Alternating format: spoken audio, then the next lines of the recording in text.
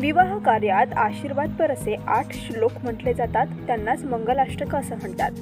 लग्नाच्या वेळी मंगलाष्टकांना विशेष महत्त्व दिलं गेलंय. लग्नाच्या वेळी मंगलाष्टक का म्हटले जातात, मंगलाष्टक नेमके किती आणि कसे असायला हवेत, त्याबद्दल आपण या व्हिडिओतून आज जाणून घेणार आहोत. त्यासाठी हा व्हिडिओ शेवटपर्यंत नक्की बघा. मंगलाष्टक लग्नामध्ये वरवणी वधूंना परस्पर समोरासमोर उभे करून मंगलाष्टक म्हटले जाते. आता मंगलाष्टक का म्हणतात तर मंगलाष्टक याकरता म्हणतात, तदेव लग्नम सुजनंत देव ताराबलम चंद्रबलम देव विद्याबलम दैवबलम देव लक्ष्मीपते गरीबं स्मरामी असं मंत्र म्हणून गुरुजी लक्ष्मीनारायण चिंतन देवता असतात. त्यावेळेला ते वधूवर जे असतात ते लक्ष्मीनारायणाचं स्वरूप असतात, उमा महेश्वराचं स्वरूप असतात, गोपाल कृष्ण रुक्मिणीचं स्वरूप असतात. म्हणून त्यांच्या डोक्यावरती अक्षता टाकतात आणि आलेले सगळे पाहुणे जे असतात हे अक्षता टाकतात डोक्यावर वधूवरांच्या. आणि अष्टक म्हणजेच 8, मंगलाष्टक म्हणजेच 8 मंगलाष्टक म्हणावे लग्नात.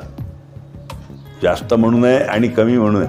परंतु आजकाल बोटावर मोजणे इतके गुरुजींना ह्या गोष्टी माहिती असतात आणि ते पूर्ण म्हणत नाही. 5 मंगलाष्टक म्हणतात बरेच जण.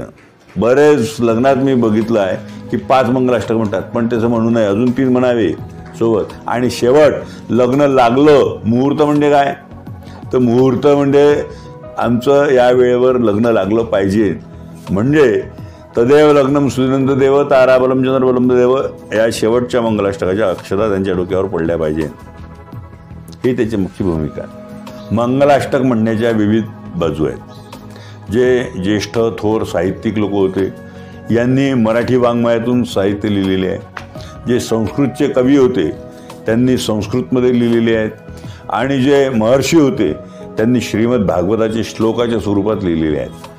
तर भागवतामध्ये सुद्धा मंगलाष्टक आलेले आहेत. जे श्लोक असतात तेच मंगलाष्टकाच्या स्वरूपात म्हटले जातात. मंगल म्हणजे तुम्हाला आशीर्वाद देणे ही भावना मनात ठेवून जे अष्टक म्हटले जातात, म्हणजे 8 वेळा म्हटले जातात, त्याला मंगलाष्टकच म्हणतात. आणि ते मंगलाष्टक गुरुजींच्या मुखातून म्हटले गेले पाहिजे. गुरुजींना त्याचं ज्ञान असते आणि गुरुजींनी ते म्हटलेले मंगलाष्टक हे तुमच्या जीवनात यशस्वी ठरतात. म्हणून गुरुजींनी मंत्र त्याला काहीतरी साहित्य असलं पाहिजे, त्याच्यामध्ये भगवंताचं नामस्मरण असलं पाहिजे, त्याच्यामध्ये महर्षींनी त्या ऋषींनी त्या भगवंताबद्दल काय लिहिलेलं आहे याचा अर्थ कळला पाहिजे. असे मंगलाष्टक जर म्हटले तर तुमच्या जीवनात कल्याण होईल. बहुतेक मंगलाष्टक ही वर्णनात्मक असून ती पारंपरिक पद्धतीने म्हटली जातात, तर काही मंगलाष्टक ही ईश्वराच्या स्तुतीपर असतात. मंगलाष्टकांची चाल अतिशय मधुर असते, त्यामुळे त्या ठिकाणी पवित्र मंगल वातावरण निर्माण होते. लग्न कार्यात मंगलाष्टक का गायली जातात, ती कशी असावीत, किती असावीत या संदर्भात आपण आज माहिती जाणून घेतली आहे. Amita Shinde, news 18 local, Wardha.